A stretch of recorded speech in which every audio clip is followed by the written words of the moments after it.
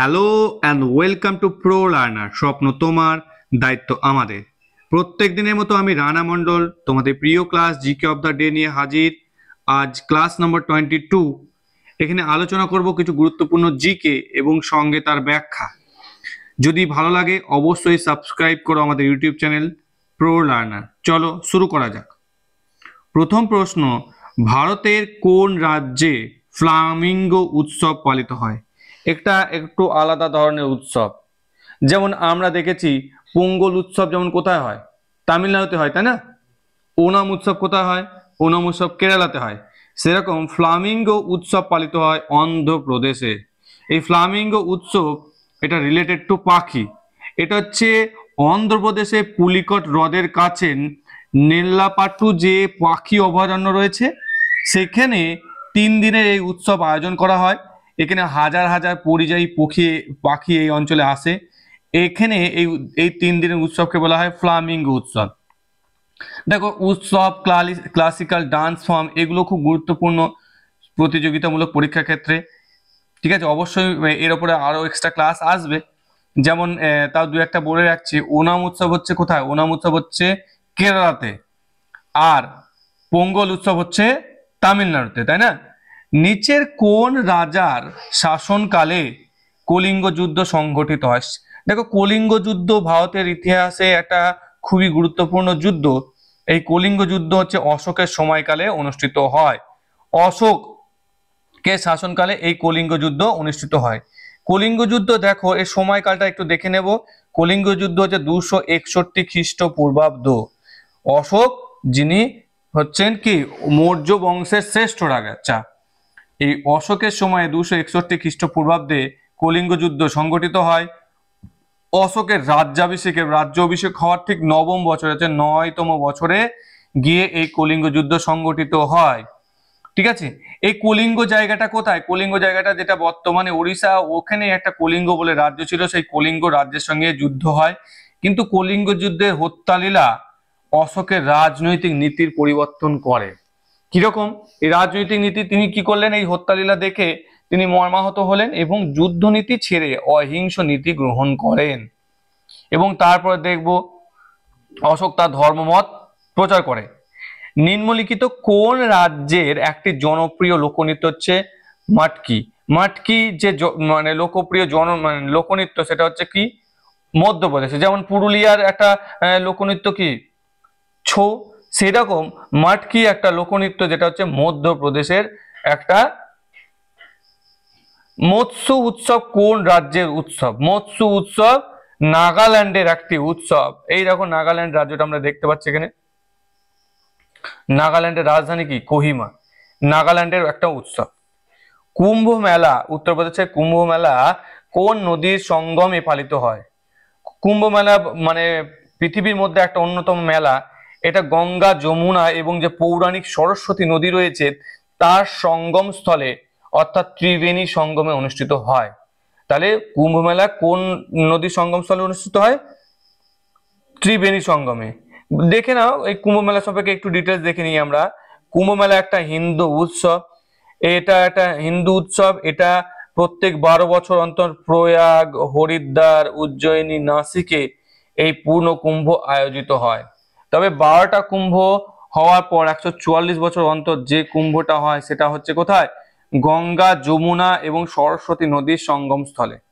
এটা হচ্ছে মহাকুম্ভ। ত্রিবেণী সঙ্গমটা আমরা দেখে নেব। ত্রিবেণী সঙ্গম কি? ত্রিবেণী সঙ্গম হচ্ছে গঙ্গা, যমুনা এবং মানে পৌরাণিক সরস্বতী নদীর সঙ্গম স্থল। যেটা বর্তমানে ত্রিবেণী সঙ্গম হচ্ছে প্রয়াগে অবস্থিত। প্রয়াগে যেটা হচ্ছে উত্তরপ্রদেশে অবস্থিত, এলাহাবাদ যেটা, তাই না? এই দেখো, এটা যমুনা নদী। এটা কি? যমুনা নদী। এই হচ্ছে গঙ্গা নদী, তাই না? এবার যেহেতু মাইথোলজিক্যালি সরস্বতী নদীকে আমরা এখন পাই না ফিজিক্যালি, এই হচ্ছে কি? এই হচ্ছে কি যমুনা, এই হচ্ছে গঙ্গা, এই হচ্ছে সরস্বতী। যাই হোক, এই সঙ্গমটা হচ্ছে কি প্রয়াগরাজ। এখানে ত্রিবেণী সঙ্গম হচ্ছে। এই ত্রিবেণী সঙ্গমে হচ্ছে তোমার প্রয়াগে অবস্থিত। সংবিধানের 51A ধারা কি সম্পর্কিত? সংবিধানের 51A ধারা মৌলিক কর্তব্য সম্পর্কিত, ফান্ডামেন্টাল ডিউটিস। আমাদের সংবিধানের মূল অংশে কিন্তু মৌলিক কর্তব্য বলে কোনো অংশ ছিল না, যেটা পরবর্তীকালে যুক্ত করা হয়। যেটা যুক্ত করা হচ্ছে কবে? 1976 সালে 42তম সংবিধান সংশোধনে পার্ট 4A তে একটা আর্টিকেল দেওয়া হয়, যেটা হচ্ছে 51A। এই আর্টিকেলে কি হচ্ছে? মৌলিক কর্তব্য যুক্ত হয়। তবে যখন মৌলিক কর্তব্য যুক্ত হলো তখন 10টা যুক্ত হয়, কিন্তু আমরা জানি মৌলিক কর্তব্য কয়টা? বর্তমানে 11টি। তাহলে 11 নম্বর মৌলিক কর্তব্য যুক্ত হচ্ছে কবে? 2002 সালে 86তম সংবিধান সংশোধনের দ্বারা 11তম মৌলিক কর্তব্যটি যুক্ত হয়। যদি প্রশ্ন হয় যে মৌলিক কর্তব্য কোনটি, মানে মৌলিক কর্তব্য কিন্তু মূল সংবিধানের কোনো অংশ ছিল না, যেটা পরবর্তীকালে 1976 সালে 42তম সংবিধান সংশোধনে যুক্ত হয়। মৌলিক কর্তব্যের জন্য যে ধারা, সেটা 51A আর পার্ট 4A। পুনেতে হোম রুল আন্দোলন কে শুরু করেন? পুনেতে হোম রুল আন্দোলন শুরু করেন হচ্ছেন বাল গঙ্গাধর তিলক। দেখো, হোম রুল আন্দোলনের দুজন নেতা ছিল, একজন হচ্ছে বাল গঙ্গাধর তিলক এবং অ্যানি বেসান্ট। বাল গঙ্গাধর তিলক আগে শুরু করেছিল হোম রুল আন্দোলন। আয়ারল্যান্ডের অনুকরণে এই হোম রুল আন্দোলন ভারতে স্টার্ট হয়। হোম রুল আন্দোলন মানে বাল গঙ্গাধর তিলক স্টার্ট করেছিল পুনেতে, মহারাষ্ট্রের পুনেতে।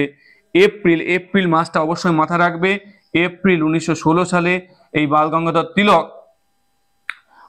মহান স্বাধীনতা সংগ্রামী, ইনি হোম রুল লীগ আন্দোলন শুরু করেছিলেন এপ্রিল মাসে 1916 সালে পুনেতে। আর অ্যানি বেসান্ট সেপ্টেম্বর মাসে মাদ্রাজের আদেয়ারে হোম রুল আন্দোলন শুরু করেছিলেন তিনি 1916 সালে। এই অ্যানি বেসান্ট প্রকৃত কিন্তু আয়ারল্যান্ডের বাসিন্দা, আর ইনি ভারতের ইতিহাসে প্রথম, মানে ভারতীয় জাতীয় কংগ্রেসের প্রথম মহিলা সভাপতিও ছিলেন। নিচের কোনটি ভারতের সর্বোচ্চ জলপ্রপাত? ভারতের সর্বোচ্চ জলপ্রপাত হচ্ছে কি? যোগ না, এটা হচ্ছে কুঞ্চিকল। সঠিক উত্তর হচ্ছে কুঞ্চিকল হচ্ছে ভারতের সর্বোচ্চ জলপ্রপাত। কুঞ্চিকল সম্পর্কে একটু দেখে নেব। কুঞ্চিকল কোথায় অবস্থিত? কুঞ্চিকল কর্ণাটকের শিমোগা জেলাতে অবস্থিত।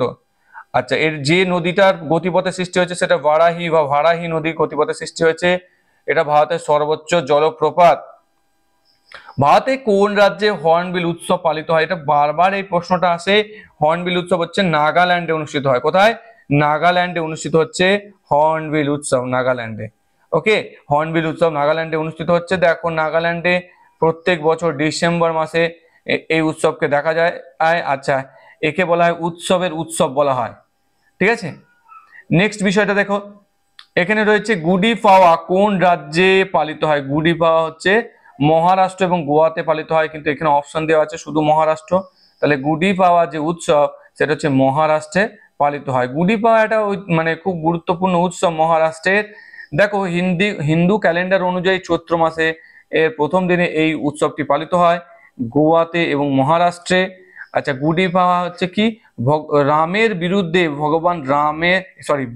রাবণের বিরুদ্ধে রামের যে বিজয় প্রতীক হিসাবে এই গুডি পাওয়া অনুষ্ঠিত হয়। কেমন লাগলো ভিডিওটি? আশা করি ভালো লাগলো, উপকৃত হবে ডেফিনেটলি। অবশ্যই সাবস্ক্রাইব করো আমাদের ইউটিউব চ্যানেল প্রো লার্নার। ধন্যবাদ।